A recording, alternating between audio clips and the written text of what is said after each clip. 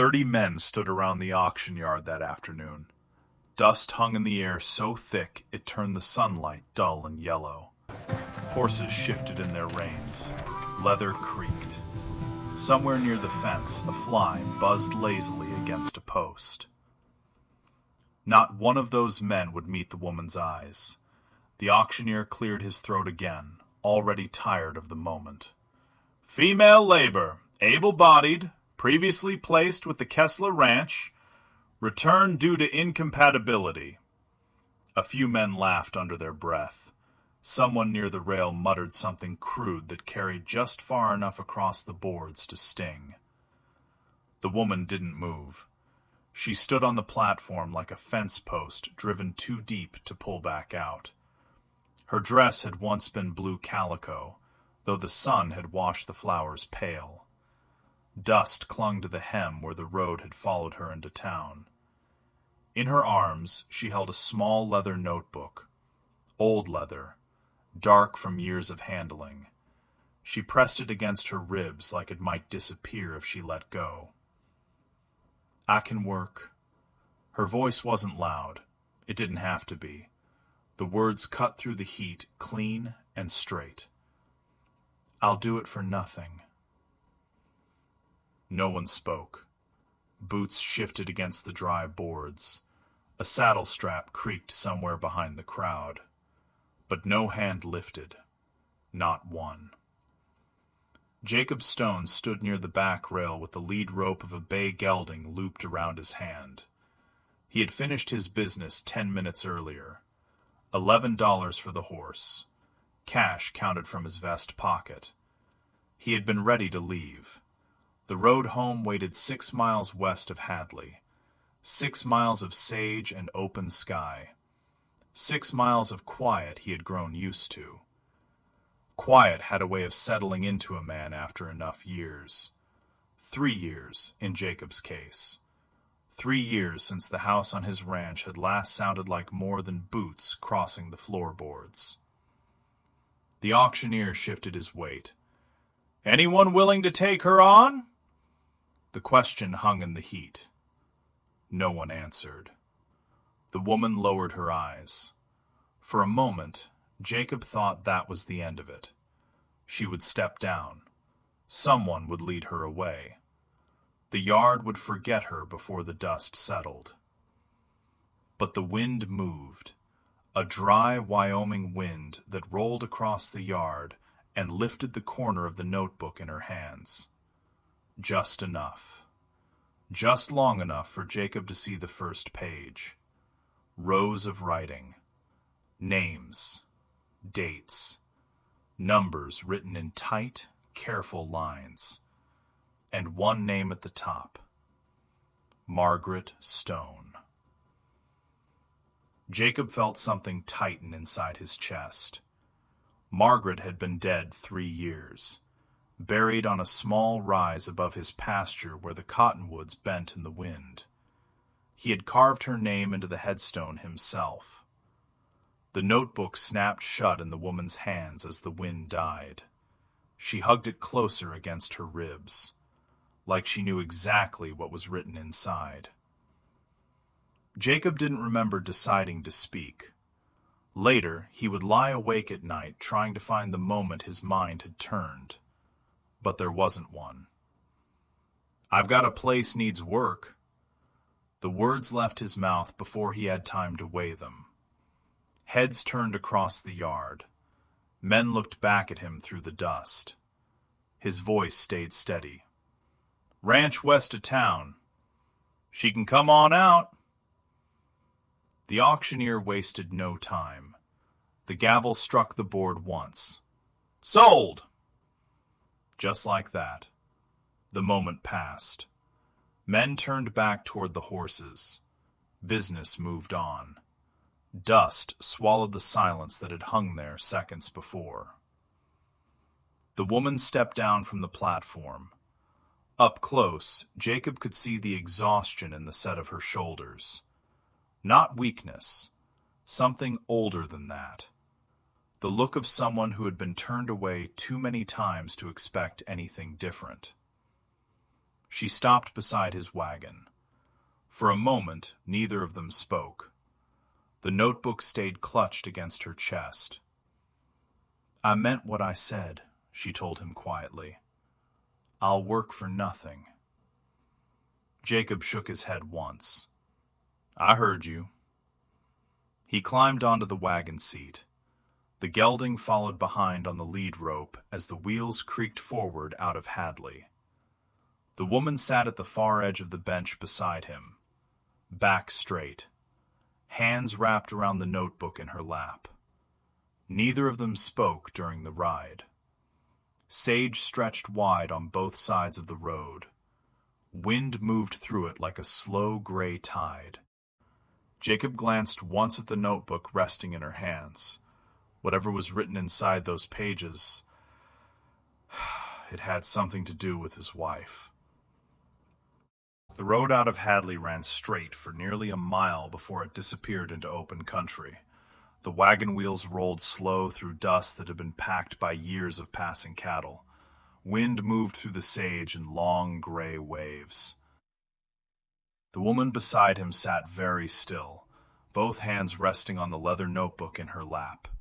She held it the same way someone holds something fragile or dangerous. Jacob kept his eyes on the road, but once or twice he glanced sideways, studying her the way a rancher studies weather on the horizon, trying to decide what it meant. "You got a name?" he asked finally. She lifted her eyes. "Anna." Just that. No last name. No explanation. "Anna what?" Jacob asked. She hesitated. The notebook shifted slightly in her hands. Then she shook her head once. "I don't use the rest anymore." Jacob didn't press. Out here a man learned early that everyone carried something they weren't ready to speak about. The land itself had that habit. They rode the next mile in silence. The sun had begun to dip west when the ranch finally appeared. First the barn, then the corral, then the long, low house sitting alone against the open sky. From a distance the place looked bigger than it really was. Like most ranch houses on the Wyoming plains, wide land had a way of making everything else feel small. Jacob pulled the wagon to a stop beside the porch. "This is it." Anna stepped down first. Her boots touched the dirt softly. For a moment she simply looked around. The barn door hung slightly crooked on its hinges. The corral fence had been patched with 3 different kinds of wire. The pump handle beside the well had been polished bright by years of use. And behind the house, a garden that had once been carefully planned, now swallowed by sage and thistle. Anna's eyes rested there longer than anywhere else. Jacob noticed. "Garden's been dead a long while," he said. She didn't answer, just studied the broken trellis leaning sideways in the dirt. The rose canes had turned dark and brittle with age, but something about them held her attention. Inside the house the air smelled faintly of pine boards and old coffee. Everything was clean, but the kind of clean that came from habit, not living. Jacob set his hat on the kitchen table. "Stove's there," he said, pointing. "Wood pile out back. Pantry's light, but it'll hold." He nodded down the hallway. 2 rooms on the left, 1 on the right. His hand moved past the right door without touching it. "That one stays shut." Anna didn't ask why. She simply nodded. Her room was the first door on the left. Small, a narrow cot, a wash basin, and a window looking out toward the abandoned garden. She set the notebook carefully on the small wooden table beside the bed. For the first time since the auction yard, her hands left it. Jacob noticed. He noticed the way she hesitated before stepping away, like leaving it behind made her uneasy. "Dinner's simple here," he said from the hallway. "Usually beans or bread." Anna nodded once. "That'll do. More than enough." Jacob turned toward his own room at the end of the hall, but before he closed the door, his eyes drifted once more to the notebook resting on her table. The leather was worn smooth at the edges, the pages inside thick with writing, Names, dates, numbers, and somewhere in those pages, his wife's name. Jacob closed his door slowly, but sleep didn't come easy that night. Because 3 years ago, Margaret Stone had died quietly in that house. The doctor in Hadley said it had been fever, a sickness that took hold fast and burned out just as quickly. That had been the end of it, or so Jacob had believed, until he saw her name written in a stranger's notebook. Across the hall, Anna sat on the edge of the cot, the notebook open in her hands. The lamplight flickered across the pages. Her finger rested on one line of writing, a name, Margaret Stone. Below it, a date, and beside the date, a number that had been written twice. Too late. Then she closed the notebook, blew out the lamp, and the house fell back into silence.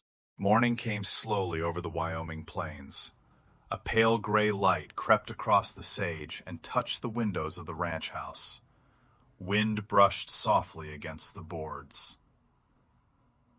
Jacob woke before sunrise the way he always did. Habit had a way of fixing itself into a man's bones after enough years. He swung his boots onto the floor and stepped out into the hallway. Something smelled different. Earth. Fresh earth. For a moment he stood there listening. The house was quiet. But outside, he heard the faint scrape of metal against soil. Jacob stepped onto the porch. The air carried the cool edge of early morning, and there, behind the house, Anna was already in the garden.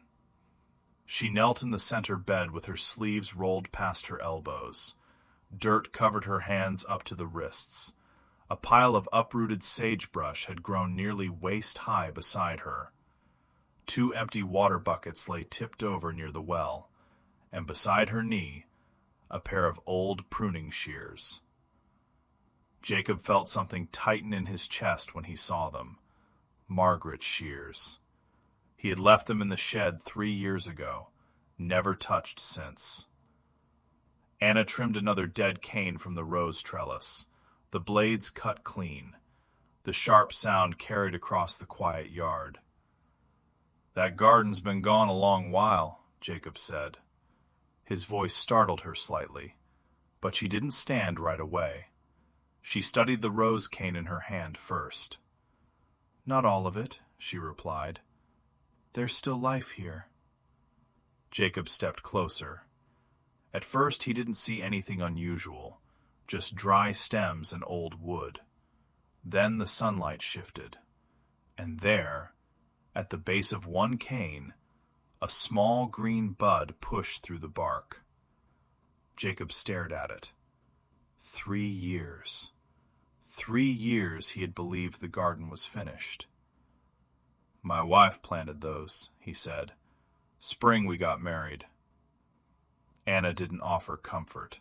She didn't say she was sorry. She simply nodded once, and returned to cutting away another dead branch. "You find what's living," she said quietly, "by removing what isn't." The words settled into the air between them. Jacob watched her work for another minute. Then he turned and walked back toward the barn. But something about the morning had shifted. Something small, but real. The garden began to change after that. Not fast, not all at once, the way healing never does. Each morning Anna rose before the sun. She pumped water from the well, carried buckets to the beds, loosened soil with careful, steady hands. By the end of the first week, the wild sage had been pushed back to the fence line.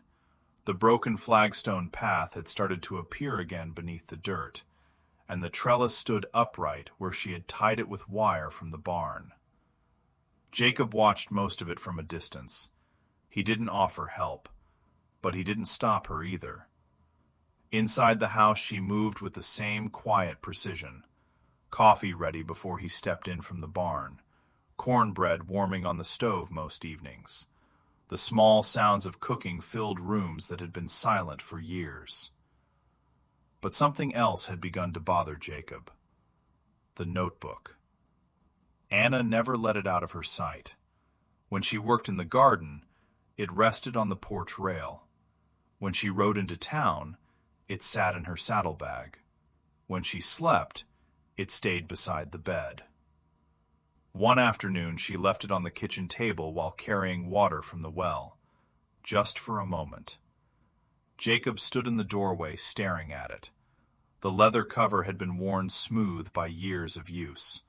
The edges of the pages curled slightly from handling. He told himself it wasn't his business. A man had no right reading another person's things. But Margaret's name echoed again in his mind. Slowly, Jacob stepped closer. He opened the notebook. The first pages were filled with names, dozens of them, each written in careful, narrow handwriting. Beside every name, a date and a number. Some of the names he recognized immediately: Dawson, Calloway, Hicks, men and families from around Hadley. Then he turned another page, and there it was again: Margaret Stone. This time there was more written beneath it. A second line, a location: South Creek Pasture. Jacob felt the room grow very still, because South Creek Pasture was the exact place where Margaret had fallen sick 3 years earlier. The back door creaked open. Jacob closed the notebook instantly. Anna stepped inside, carrying 2 buckets of water. She stopped when she saw him standing at the table. Her eyes moved slowly to the notebook in his hands. For a moment, neither of them spoke. Then Anna set the buckets down carefully. Water sloshed softly against the sides. "Did you find the name you were looking for?" she asked. Her voice held no anger, only a tired kind of knowing. Jacob looked at her, really looked this time. At the dust on her sleeves, the exhaustion in her eyes, and the quiet weight she carried behind them. "What happened to my wife?" he asked. Anna didn't answer right away. She stood beside the kitchen table with both hands resting on the wooden edge. The buckets of water still rocked gently on the floor beside her boots. For a moment, the only sound in the house was the slow creak of the wind against the porch boards. Jacob could hear his own breathing, heavy, uneven. "What happened to my wife?" he asked again. Anna looked down at the notebook, then back at Jacob. "She came to see me." The words hung between them like dust in sunlight. Jacob blinked. "Margaret?" he said. Anna nodded once. "It was 3 years ago," she continued. "Late summer. She rode out to the place where I was staying, just north of the Kessler pasture." Jacob felt something tighten in his chest. Margaret had told him she was riding into town that day, said she needed flour and lamp oil. "She never mentioned you." Anna gave a small, sad smile. "She wouldn't have. She didn't want anyone knowing she was asking questions." Jacob stared at her. "What questions?" Anna slowly opened the notebook on the table. The pages rustled softly. She turned them carefully until she reached the entry Jacob had seen earlier: Margaret Stone, South Creek Pasture. "Your wife thought something was wrong with the water," Anna said. She had seen 3 calves die in the lower pasture that month. Then 2 more from the Dawson herd upstream. Jacob remembered. He had blamed sickness. Everyone had. "What does that have to do with Kessler?" he asked. Anna's finger moved to another page. Another name. Kessler Ranch. A number written beside it. Then another number. And another. "Kessler had been buying land quietly," she said. "Small pieces along South Creek. Paying families to sell, or pushing them until they had to. And the water runs straight through your bottom pasture." Jacob felt the room tilt slightly around him. South Creek, the pasture where Margaret had first taken sick. She thought they were poisoning the creek, Anna said quietly. Not enough to kill a man. Just enough to make ranchers desperate. Sick cattle, dead calves, bad harvests. Land gets cheap when people are hurting. Jacob gripped the back of a chair.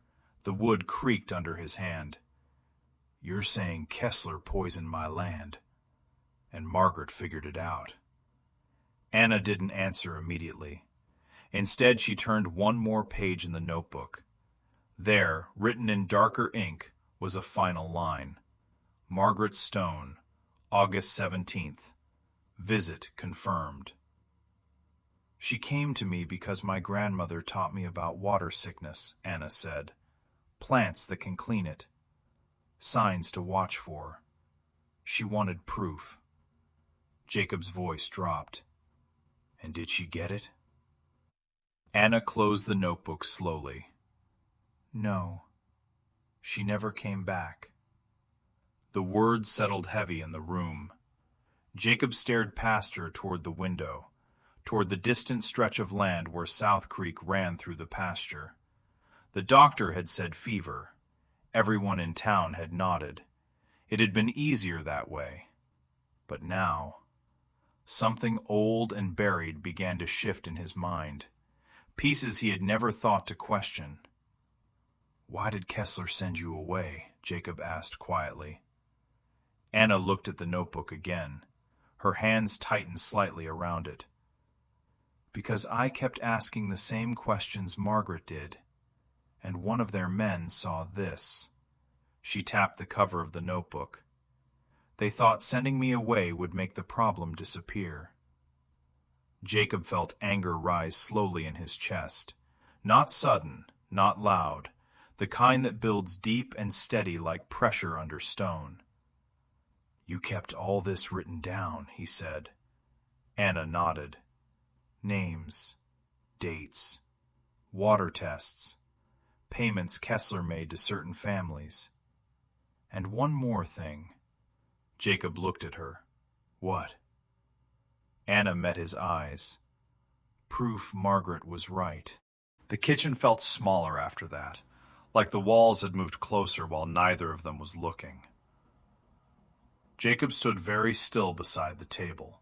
His eyes drifted toward the window again, toward the long stretch of pasture where South Creek curved through the grass. For 3 years he had ridden past that land without thinking. 3 years believing the past had already settled. Now every memory felt different. Where is the proof? He asked quietly. Anna didn't answer with words. Instead, she opened the notebook again and turned to the final pages. The handwriting there looked newer, more careful, more deliberate. She slid the notebook across the table. Margaret told me where to look, she said, in case something happened to her. Jacob stared down at the page. A simple drawing filled the paper. South Creek, the Cottonwood Ridge, and a small mark near the bend of the water. The old pump house, Jacob said. Anna nodded. She believed that's where they were dumping it. The wind outside pressed gently against the walls of the house. Jacob closed the notebook slowly. Then he reached for his hat. Show me. South Creek ran low that time of year. The water moved slow between banks lined with willow and tall grass. Jacob and Anna rode side by side along the pasture fence. Neither of them spoke much during the ride. The old pump house came into view just before sunset. It leaned crooked beside the creek like it had been forgotten years ago. Most ranchers in the county barely remembered it was there. Jacob dismounted first. His boots sank slightly into the damp soil near the bank. Anna followed behind him. The creek murmured softly beside them. Inside the pump house, the air smelled sour, not strong, but wrong. Jacob knelt beside the wooden platform that held the old water pipe. For a moment he saw nothing unusual, just rust, dust, old boards. Then Anna pointed to a loose plank near the back wall. "Under there," she said. Jacob pried the board up with the heel of his boot. The wood lifted easily, too easily. Beneath it sat 3 small metal barrels. Dark stains ringed the dirt around them. Jacob crouched down and wiped a finger along one of the lids. The smell hit him immediately. Bitter, chemical. The same smell he remembered faintly from the days Margaret had grown sick. For a moment Jacob said nothing. The creek flowed quietly only a few feet away. Water that had carried poison straight through his pasture, straight into his herd, and into his wife. He stood slowly, his jaw tightened. "That's it," he said. "That's what killed her." Anna watched him carefully. "I'm sorry," she said. Jacob nodded once, but the grief he felt now was different from the grief of 3 years ago. This time, it had a direction. By morning, the sheriff from Hadley was riding out to South Creek, 2 deputies with him, and by afternoon, word had already spread across the county. Kessler's foreman was the first to talk, then another hand, and another. By the end of the week, the truth had come out in pieces. Kessler had been poisoning sections of the creek for nearly a year, just enough to weaken cattle, just enough to ruin crops. Families desperate enough would sell their land cheap, and Kessler would buy it. Margaret had discovered the pattern first. Anna had written the evidence down, and together they had left a trail no one could bury forever. The pump house was torn down before winter, the barrels hauled away. South Creek ran clean again by the time the snow came.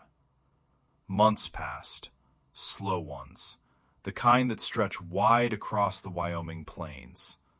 Spring returned quietly, green pushing through dark soil. The garden behind the house bloomed stronger than it had in years. Roses climbed the trellis again. Anna moved between the beds early each morning with dirt on her gloves. Jacob often watched from the porch, sometimes with a cup of coffee in his hands, sometimes with nothing at all. One afternoon he stepped down into the garden beside her. For a while neither of them spoke. They simply worked, pulling weeds, tying new shoots to the trellis.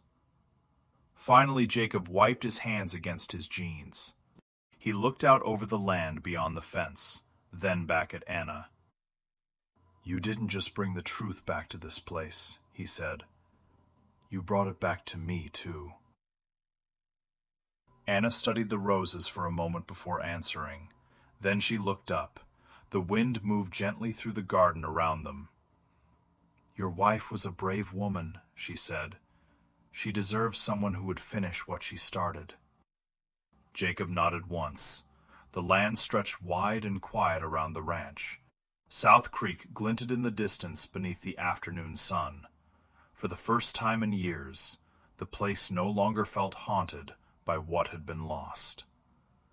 It felt like something beginning again.